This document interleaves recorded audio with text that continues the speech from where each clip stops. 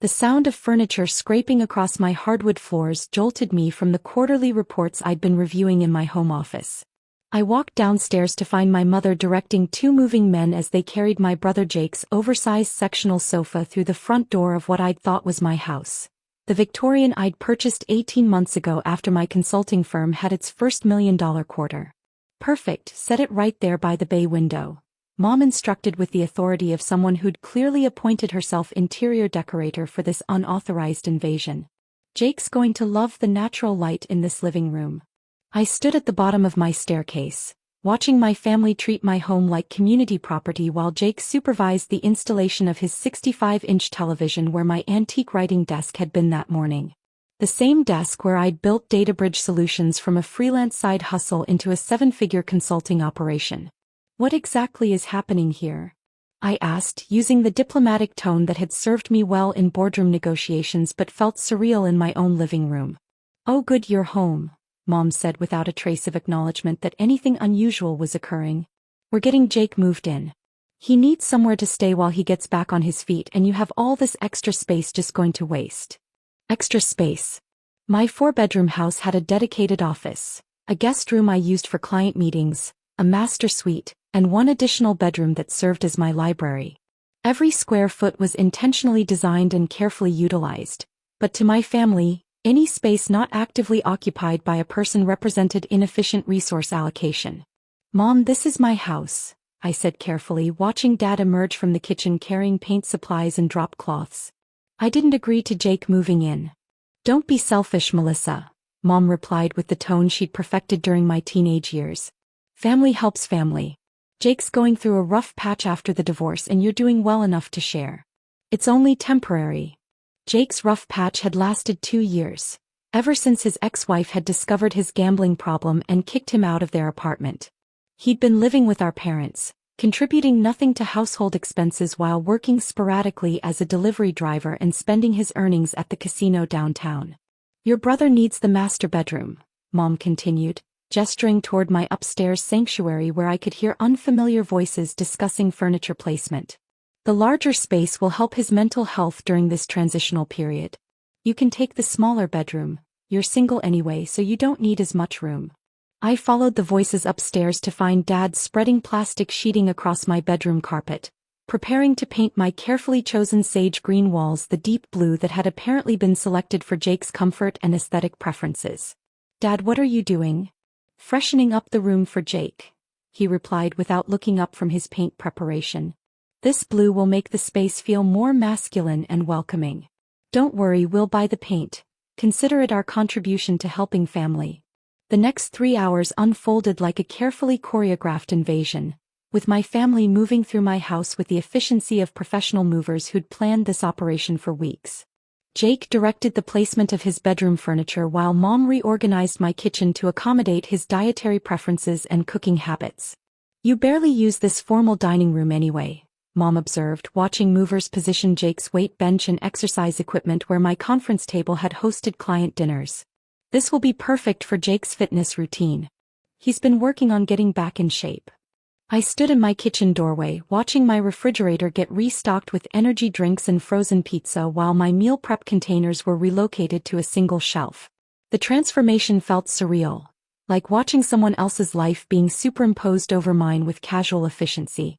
"Melissa, we need to talk about household expenses," Dad announced, emerging from what had been my home office carrying boxes of my business files. "Jake's going through financial difficulties so he can't contribute to utilities or maintenance costs. But you're doing well with your computer business so it shouldn't be a burden." Computer business. DataBridge Solutions had generated $2.3 million in revenue last year, providing digital transformation consulting for Fortune 500 companies. But to my family, any work involving technology qualified as a hobby rather than a legitimate enterprise requiring professional respect. "Where are my client files going?" I asked, watching Dad stack confidential business documents in my garage like old tax records. "Jake needs the office space for his gaming setup," Dad explained matter-of-factly. "You can work from the smaller bedroom, or better yet, maybe this is a sign you should find office space like other real businesses. Working from home isn't professional anyway." The gaming setup consisted of 3 monitors, a gaming chair that cost more than most people's monthly rent, and enough electronic equipment to power a small television studio. Jake had somehow convinced our parents that his gaming hobby qualified as a legitimate workspace deserving of dedicated room allocation. "This house has great potential for family gatherings," Mom mused, surveying the living room where Jake's entertainment center dominated the space like a shrine to electronics. "We could host holidays here instead of cramming everyone into our small place. You'll love having family around more often." Family gatherings. My house had been my sanctuary, the place where I could decompress from demanding client work and plan strategic initiatives without interruption. The idea of it becoming party central for extended family celebrations made my carefully controlled professional life feel suddenly chaotic. "Jake, how long are you planning to stay?" I asked my brother, who was testing the acoustics of his new entertainment system at volumes that probably violated neighborhood noise ordinances.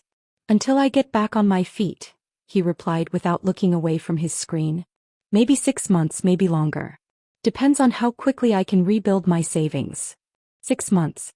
I'd purchased this house as an investment in my professional independence, using the equity to establish credibility with clients who expected their consultants to demonstrate financial stability and business acumen. Now it was being converted into subsidized housing for my unemployed brother's recovery project. "Thanks for being so understanding, Melissa," Mom said, patting my shoulder with maternal approval. "This is what successful people do. They help family members who are struggling. You're finally using your good fortune for something meaningful." Monday morning brought the sound of multiple vehicles in my driveway, not more moving trucks, but 3 black SUVs that I recognized as the transportation preferred by my attorney's firm when handling high-stakes litigation. I watched through my kitchen window as Patricia Wellington, senior partner at Wellington & Associates, approached my front door, followed by a team of legal associates carrying briefcases and official-looking documents. Jake emerged from what had been my office, wearing pajamas at 11 a.m. and looking confused by the unexpected professional visitors. "Melissa, did you order something? There's a bunch of people in suits outside." Before I could answer, the doorbell rang with the kind of authoritative persistence that suggested official business. I opened the door to find Patricia holding a leather portfolio and wearing the expression she typically reserved for delivering devastating legal news to opposing counsel. "Good morning, Melissa. I have the documentation you requested, along with the trespassing notices and property records verification." She handed me the portfolio while her associates positioned themselves strategically around my front entrance. "Everything is properly notarized and ready for service." My family materialized from various corners of my house like witnesses to an execution. Mom appeared from the kitchen, Dad from the garage, and Jake from his gaming throne, all wearing expressions that suggested they'd suddenly realized this was more than a social call. "Trespassing notices?" Mom's voice carried the edge of someone whose careful planning was encountering unexpected legal complications. "Melissa, what is this about?" I opened the portfolio and extracted the first document, a certified copy of my property deed showing sole ownership of the house, purchase price, and mortgage details. The financial information would be particularly illuminating for people who'd assumed I couldn't afford property ownership without family assistance. "This is documentation proving that I am the sole legal owner of this property," I announced, holding up the deed for everyone to see, along with formal trespassing notices requiring all unauthorized occupants to vacate immediately. Patricia stepped forward with professional efficiency. "Mr. Jake Morrison, you are hereby served with formal notice to quit and surrender possession of the premises at 247 Maple Street. You have 24 hours to remove all personal property and vacate." Jake stared at the official document like it was written in ancient hieroglyphics. "Wait, I can't just be kicked out. This is family property. Melissa said we could share it." "Actually," Patricia replied, consulting her notes, "property records show that Ms. Morrison purchased this house for $847,000 using proceeds from her business, DataBridge Solutions, which reported $2.3 million in revenue last year. There is no family ownership claim or legal basis for occupancy rights."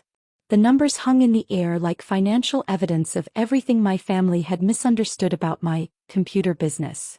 The eviction proceeded with legal efficiency that would have impressed my most demanding corporate clients.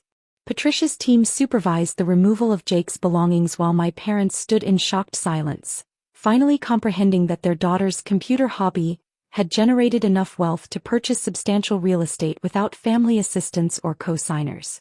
"Melissa, we had no idea you could afford something like this," Mom said quietly, watching movers restore my furniture to its original positions. "When did your business become so substantial?" "DataBridge Solutions has been profitable for 3 years, Mom." I tried to explain the revenue growth at family dinners, but you heard computer work and assumed it was freelance tutoring. Dad studied the property deed with visible confusion. $847,000. "Melissa, why didn't you tell us you had that kind of money?"